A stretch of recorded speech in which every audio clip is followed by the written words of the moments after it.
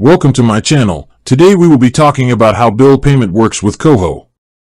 Paying bills with your Koho account is a straightforward process you can do right from your phone.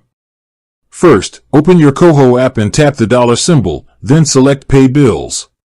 From there, you can search for the financial institution or company you want to pay, such as your credit card company or utility provider.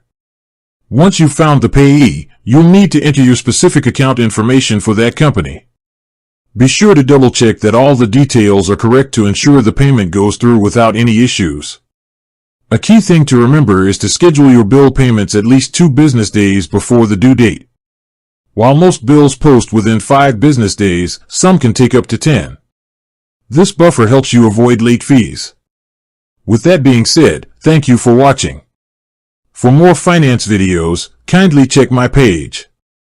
Please like, share, comment and subscribe to my channel. Thank you.